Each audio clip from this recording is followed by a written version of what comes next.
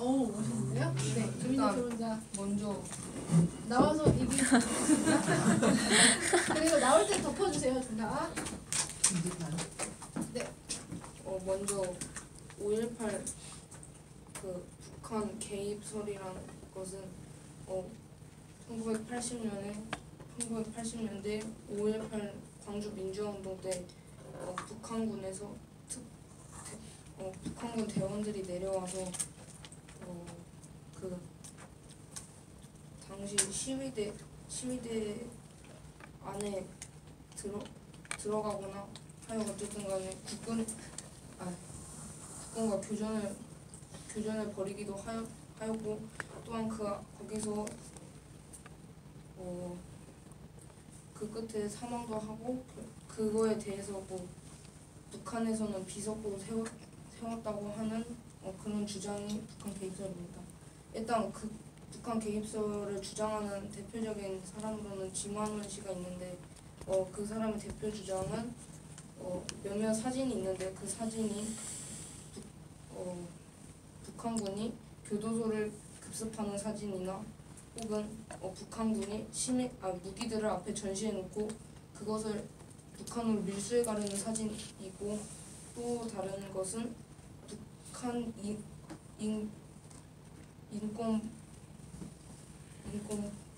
관련 김주호 박사가 최근 공개한 열사 기념비라는 북한군 군인 155명이 그 남한에 침투하여 그 남한의 민주화 운동 관련 업무를 잘 처리하였고 그 과정에서 155명이 죽었다고 써있는 비석을 공개하였습니다.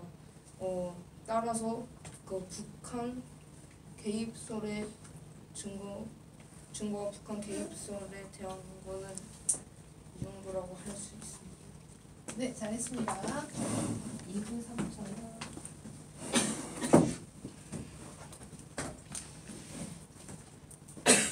저는 이번 문제 5.18 북한 개입설에 대해 알아보고 사실 여부를 판단하여 자기 주장을 말하시오에 대해서 총 크게 세 가지로 말씀드리겠습니다.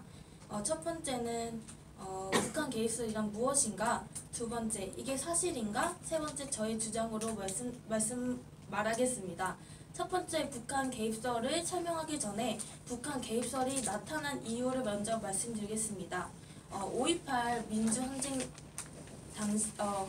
북한 개입설을 알기 전에는 민주항쟁이라는 5.18 사건을 알아야 됩니다. 5.18 민주항쟁 사건이란 1980년대 5월 18일 전후로 광주와 정남 정남 쪽에서 시민들이 우리는 민주주의의 정치를 원한다라는 주장으로 민주항쟁이 일어난 사건입니다.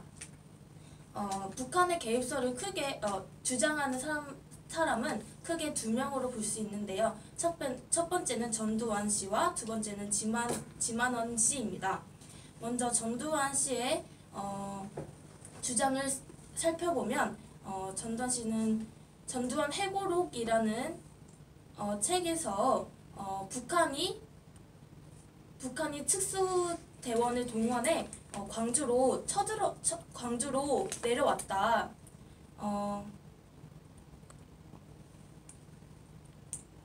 또 광주로 내려와서 혼란을 일으켰다. 그리고 또 지만원 씨는 2017년에 5.18 민주항쟁 진실 알리기라는 대회에서 600명의 사람이 북한에서 내려와 광주에서 혼란을 일으켰다와 그리고 5.18 영상 고발이라는 책에서 470명의 사람들이 북한의 고위 관계자들과 얼굴이 비슷하다라는 주장을 하면서 북한이 5.18 민주항쟁에 대해서 개입을 했다는 사실을 주장하였습니다. 또한 5.18 영상 고발의 책 속에서는 그 당시 민주항쟁을 했을 당시 쓰였던 총 중에 AK 소형은 북한에서 사용되는 걸로 그때 북한이 들고 와서 민주항쟁 때 썼다라는 증거를 사람들에게 알리면서 북한이 개입했다고 주장하였습니다. 이상입니다. 네, 잘했습니다. 자, 그러면은 지도 조언하고 넘어갈게요. 조민재 토론자 적극적으로 먼저 나서서 말하는 거 좋았고요. 그다음에 아까 조필 토론자도 말하긴 했었는데 토론할 때 어쨌든이라는 말은 안 쓰는 게 좋습니다. 그렇죠? 그리고 북한 개입설을 주장한 사람들의 근거를 잘 들어주었는데요. 그 근거가 어떻게 그들의 주장을 뒷받침하는지 그 연결고리가 조금 약해서 좀 그러니까 내용은 좋았다는 걸 알 수 있는데 이해가 약간 힘든 면이 있었거든요. 그러니까 말을 할 때 구조를 이렇게 하면 좋았을 것 같아요. 그 사람들은 무엇이라고 주장하고 있습니다. 그리고 그것에 대한 근거는 무엇입니다. 예를 들어서 뭐 사진 뭐가 있죠? 예를 들어서 뭐 사진이라든가 또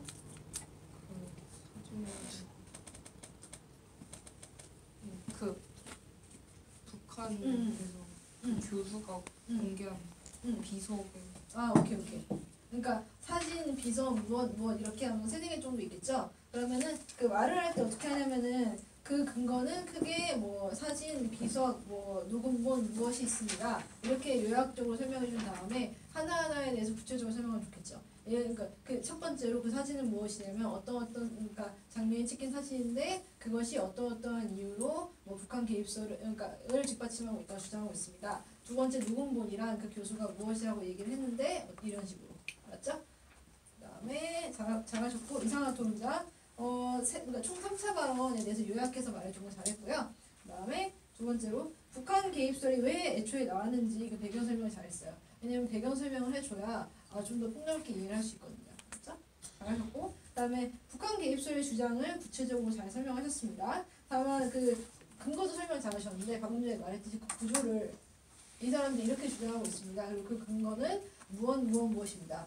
그렇게 3개에서 4개 정도 있을 거잖아요. 그 요약적으로 말해준 다음에 그 각각에 대해서 구체적으로 설명해 주면 좋겠어요.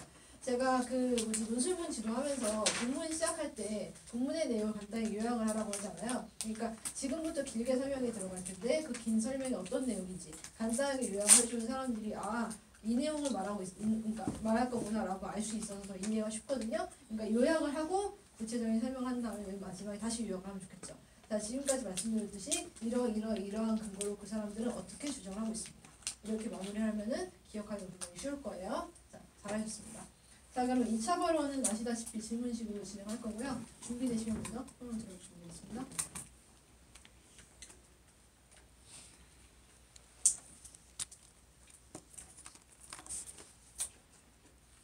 먼저 하실까요?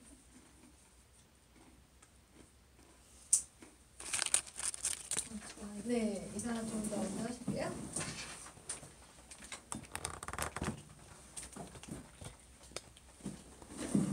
먼저 5.18 북한 개입 앉아서 대답하시면 됩니다.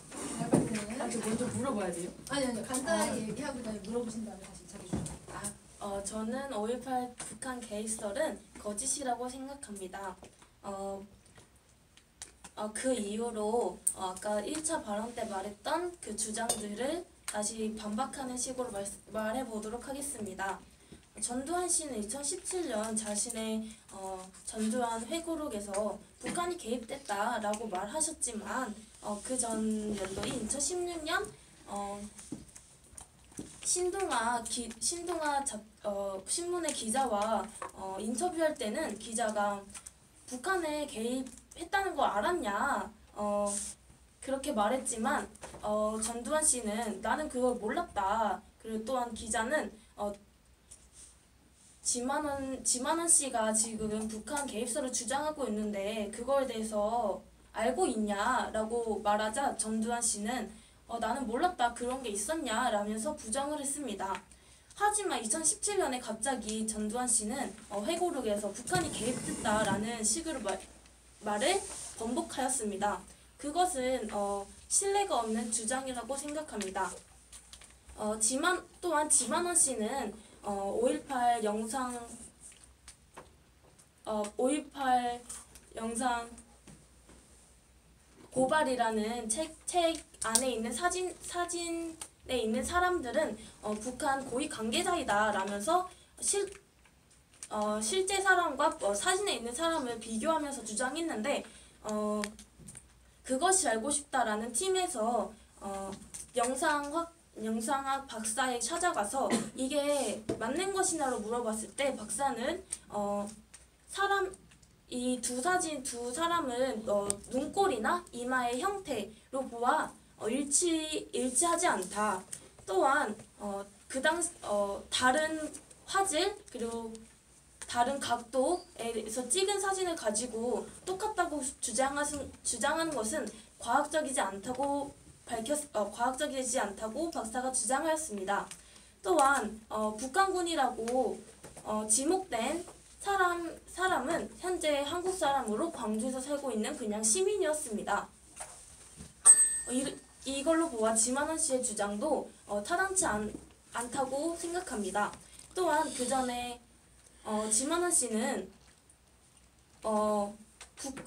시민들이 장갑차를 모르는 것은 말이 안 된다고 주장하였지만 그때는 그 당시 우리는 지금과 같이 남자들이 군대를 가고 그 베트남 참전이 10년 채 되지 않은 상태입니다. 그런 와중에 전라도 최대 도시 광주에서 공윤차를 몰 수 있는 사람이 한 명도 없었다는 것은 거짓이라고 생각합니다. 이상입니다. 네, 잘했습니다. 질문을 하지 않았고요. 그런데. 자, 조민희 토론은 질문할 수 있고.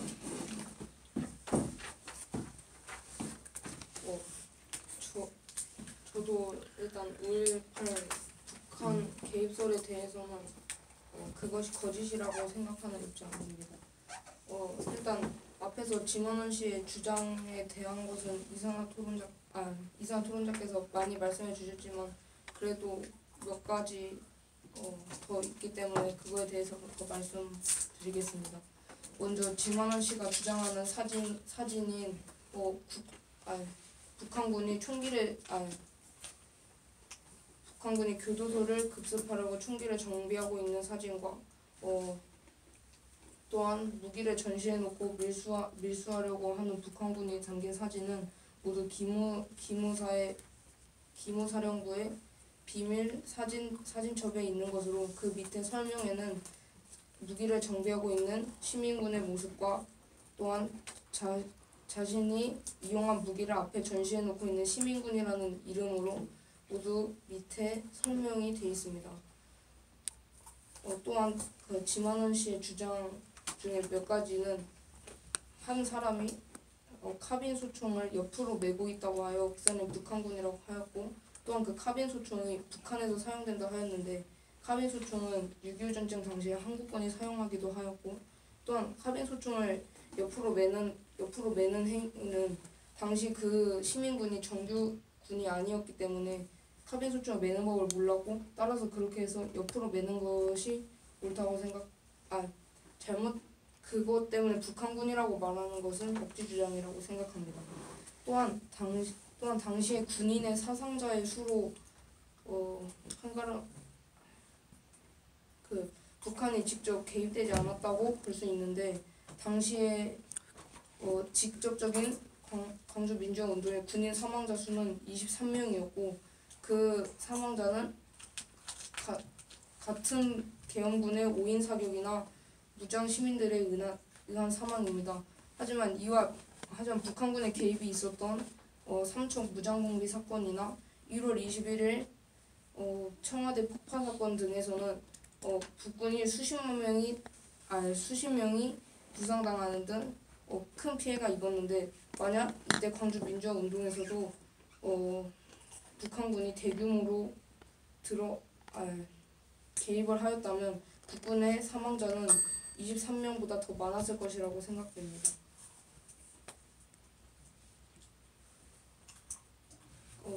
또한 그 당시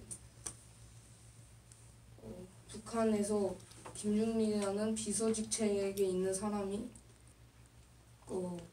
남한에 군사를 보내기 위해 1200명의 군사를 미리 마련해 놓다 하였지만 시위가 빨리 진압되는 바람에 군사를 보내지 못하고 문책을 받았다는 기록도 남아 있습니다. 네, 여기까지 하겠습니다. 잘했어요. 자, 왠지 두 분 다 질문을 안 한 것 같은 기분이 드네요. 다음에 질문 시간 토론하게 되면 꼭 반드시 질문하도록 알았어요. 자, 먼저 이산화탄소론자 질문은 가급적이면 빨리 하는 게 좋아요. 그러니까 발언 초반 이건 둘 다 마찬가지인데 왜냐면은 두 번째 발언을 할 때 답변 내용을 바탕으로 자기 주장을 강화하거나 혹은 반박을 할 것이기 때문에 답변을 빨리 듣는 게 중요하겠죠. 근데 질문을 최대한 발언을 시작하고 바로 빨리 하는 것이 좋습니다. 그 다음에 전두환 씨의 주장에 대한 말을 번복한 거, 네, 그거 굉장히 좋은 근거였어요. 잘했습니다. 그 다음에 아까 그 북한 개입설을 주장하는 사람들이 드는 근거들을 아까 소개했잖아요. 그 근거들, 그러니까 말할 때 말하는 구조에서요. 아까 제가 북한 개입설을 주장하는 사람들의 근거를 첫 번째, 두 번째, 세 번째, 네 번째 이렇게 들었는데 그것에 대해서 이렇게 반박하겠습니다.라고 했으면 더 구조적으로 깔끔했을 것 같아요.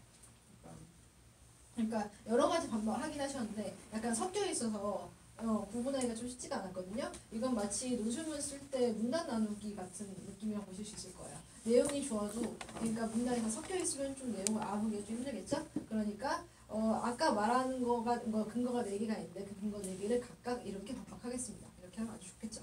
그 다음에 북한군으로 지목된 사람이 사실 한국 사람입니다. 네, 괜찮았고요. 그 다음에 맨 마지막에 발언 정리할 때 그러므로 아까 제가 처음에 말씀드린 북한 개입설의 근거 무엇은 어떻게들 반박이 가능하므로 저는 거짓이라고 생각합니다. 이렇게 마무리하시면 아주 좋겠죠. 그러니까 처음에 시작할 때 요약하고 길게 설명하고 요약하고 거기 끝내면 됩니다. 자, 조민희 토론자도 마찬가지고 조민희 토론자 역시 질문은 가급적 빨리 하는 게 좋아요. 빨리 해야 답변을 빨리 받고 그 답변을 바탕으로 자기 주장을 강화할 수가 있으니까요. 그럼 반론을 하거나 그 다음에 조민희 토론자 역시 아까 그 북한 개입설을 소개했었잖아요. 그렇죠? 소개하면서 그 사람들의 근거도 말했었죠. 그럼 아까 제가 그 설을 주장하는 사람들의 근거로 무엇을 들었는데 그것에 대해서 각각 이렇게 반박할 수 있습니다. 이렇게 요약을 하고 그 다음에 구체적으로 반박 내용 설명하고 요약하고 끝내면 좋겠습니다. 그 다음에 카빈 소총이랑 그 사진에 대해서 반박 잘하셨고요. 그러니까 둘 다 반박은 잘했어요. 반박 잘하셨고 앞으로 구조만 좀 더 그렇게 하면 알아듣기 쉬울 거라는 거. 문단 나누기 꼭 해주세요. 말할 때도. 그 다음에 군인 사망자 수가 23명밖에 없었는데 무장군비 사건 때는 훨씬 더 많았다. 네, 이거 괜찮아요. 이것도 괜찮은 반박이었습니다. 그러니까 내용은 아까부터 계속 괜찮고요. 구조만 신경을 쓰면 훌륭하겠습니다. 자, 그럼 마지막 발언 들어갈게요. 준비되시면 먼저 손을 들어주세요.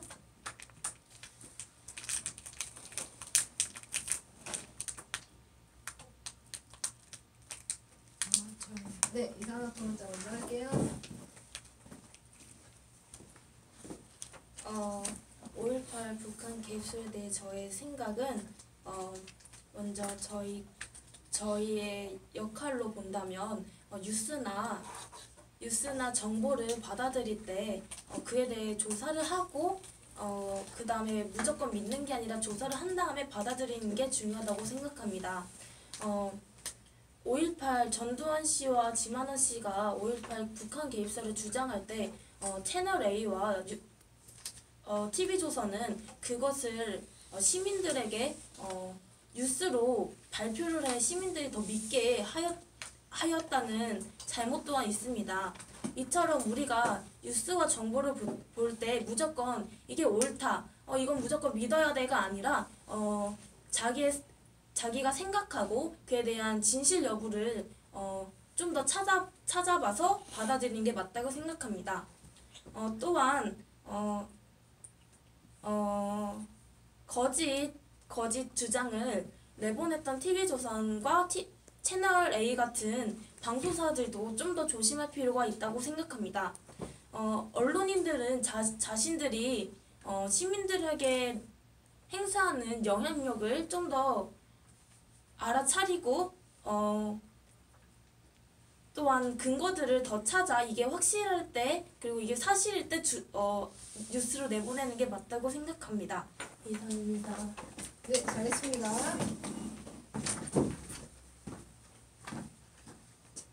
저는 5.18 북한 개입설에 대해서는 아까 말씀드렸다시피 저는 그 주장에 대해서 그것이 사실이 아니라고 생각합니다. 일단 5.18 북한 개입설에 대한 반대 주장이 많이 있고, 제가 또 자료 조사를 하는 과정에서 북한의 개입설의 가장 중요한 주장이었던 아까 김주호 박사가 말한 그 열사 기념비의 사진이 그 전 연도에는 모두 실려 있었지만 지금은 해당 이미지를 불러올 수 없다고 하여 그것에 대한 주장이 더욱더 약화되었다고 생각하고, 또한 아까 제가 말씀드린 근거 외에도 그냥 광주에서 평범하게 민주운동을 한 사람들이지만 그 사람들이 반정부적이었지 친북적이지는 않았다는 것으로 보아 그 사람들이 북한과 관계가 없고, 또한 그 사람들의 구호 중에서는 김일성 우판 말라라는 구호와 또한 그 시위대 안에서 간첩으로 의심되는 사람이 있으면 군 당국으로 신고까지 하였다고 하였습니다. 따라서 저는 5.18 광주 민주화 운동은 전혀 북한과는 관계가 없다고 생각하고, 또한 그 북한과 관계가 있다고 주장하는 사람들은 그때 군인들이 저질렀던 만행을 정당화하기 위한 억지 주장이라고 생각됩니다. 감사합니다. 네, 잘했습니다. 자, 두 분 다 잘하셨고요. 일단 이상한 초혼자 조사를 하고 그러니까 언론 뉴스를 조사를 하고 받아들여야 하는 좋았어요. 이거는 비판적으로 이제 뉴스를 들으라는 거죠. 네, 좋았습니다. 그 다음에 이거에 대한 사례를 조금 더 들어주면 좋겠는데요. 예를 들어서 우리가 평소에 접하는 뉴스 중에 어떻게 우리가 그러니까 비판적으로 접하는 건 좋은데 어떻게 비판적으로 접할 수 있을지 그런 방법을 알려주면 좋을 것 같고요. 언론사가 보도를 잘못한 사례를 예로 다른 걸 한번 들어주면서 이런 식으로 언론사가 잘못을 하거나 아니면 실수하는 경우가 있다라고 경각심을 주면 좋겠거든요. 예를 들어서 이런 사례가 있었는데 옛날에 나폴레옹이 세인트헬라 섬에 유배가 됐었잖아요. 유배가 됐었는데 탈출을 해서 다시 파리로 들어왔죠. 근데 그 과정에서 이거 굉장히 유명한 일인데요. 그 당시에 아마 제일 큰 신문사가 이름 잊어버렸는데 그 신문사의 헤드라인을 보면 굉장히 재밌는 게 맨 처음에 나폴레옹이 탈출을 딱 했을 때 그때는 폭도, 악당, 악마, 나폴레옹이 탈출하다 이런 식으로 써놨어요. 근데 한 일주일 정도 지났을 때 그냥 나폴레옹 진격하다 이렇게 그냥 객관적으로 바뀌었어요. 그때 맨 마지막에 입성할 때 팀이 되니까 황제폐하 입성 이렇게 나왔거든요. 그러니까 언론 보도가 그게 정말 대표적인 사례예요. 그 언론의 왜곡이라고 할까 그 시각에 따라 그러니까 이런 사례를 활용을 하면서 설명했으면은 언론이 정말 이렇게 잘못되거나 아니면 실수를 할 수 있구나. 그러니까 이런 걸 인식을 할 수가 있겠죠. 그다음에 크게 주입장을 말씀하셨으니까 개인이 어떻게 해야 하는가, 언론이 어떻게 해야 하는가. 저는 여기에 더해서 크게 세 개면 더 좋겠다고 생각했어요. 뭐냐면은 사회의 입장. 그러니까 맨 먼저 개인이라면은 비판적으로 언론 보도 받아들여야 할 필요성이 있을 것이고, 두 번째로 언론은 공정한 언론 보도를 하려고 노력할 필요가 있겠죠. 왜냐하면 사회에서는 제 생각에는 만약에 언론이 공정한 보도를 하지 않았을 때, 거짓된 보도를 하거나 실수를 했을 때 제재할 수 있는 능력이 있어야 한다고 생각하거든요. 그래서 저는 제가 이상한 소리잖아요. 맨 처음에 그러니까 발언을 시작을 하면서 저는 이 일을 교훈으로 크게 세 가지를 배울 수 있다고 생각을 하는데, 첫 번째는 개인, 두 번째는 언론, 세 번째는 사회적 입장에서 교훈을 얻을 수 있다고 생각합니다. 첫 번째 개인은 무엇, 두 번째 언론은 무엇, 세 번째 사회는 무엇 이렇게 하면은 그러니까 내용은 둘 다 지금 잘 만들고 있고요. 여기서 중요한 건 구조를 더하면 더 좋을 것 같아요. 그러니까 알아듣기 쉽게, 기억하기 쉽게. 그러니까 문단 나누기를 해주는 거예요. 오늘은 문단 나누기만 기억하면 돼요. 그래서 총 세 가지가 이것이 있고 각각에 대해서 설명한 다음에 맨 마지막에 이로써 저는 무엇의 교훈을 얻으면 좋겠다고 생각을 합니다. 이렇게 하고 들어가면 좋겠죠. 네, 잘하셨습니다. 그 다음에 조민재 토론자 맨 처음에 시작을 할 때 자기 생각을 명확하게 말을 하고 그것에 대해서 구체적으로 설명을 들어가면 좋겠어요. 처음에 생각이 약간 좀 발언이 진행된 다음에 생각이 나와서 약간 한 번에 알아듣기가 좀 힘든 면이 있었거든요. 그러니까 처음에 바로 얘기를 해주시고요. 그 다음에 그 구호, 그러니까 빨갱이 물러가 뭐였죠? 김일성을 비판하는 구호였나 아까? 김일성 네. 우파만. 네네네.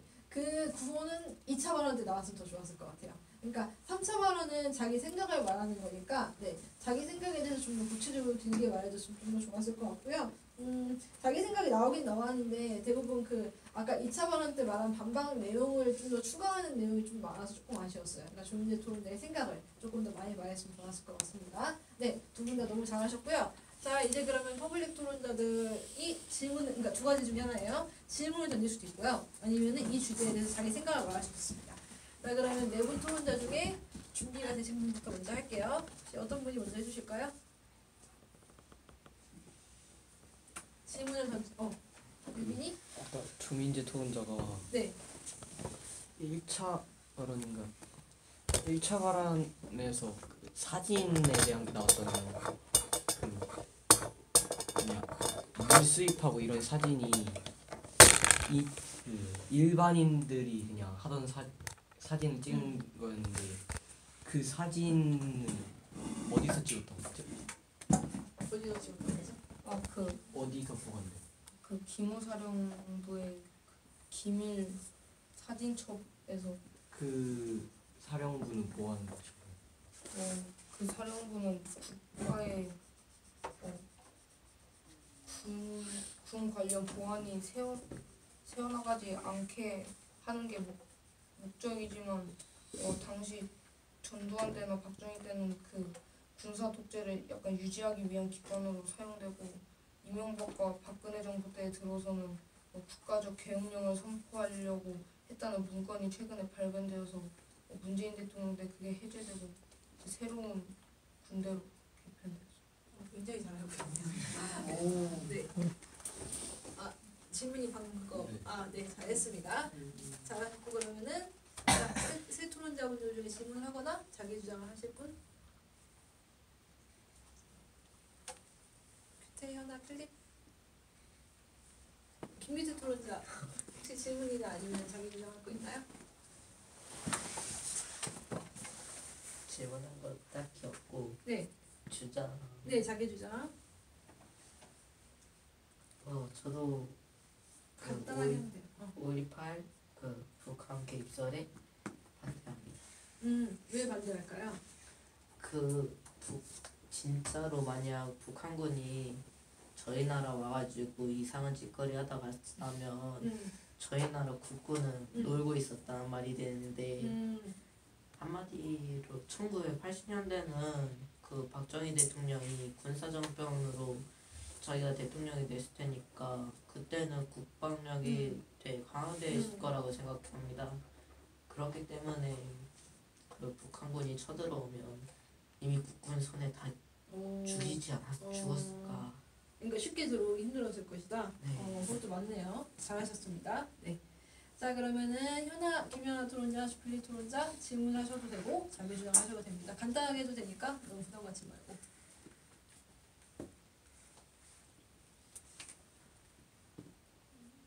정말요?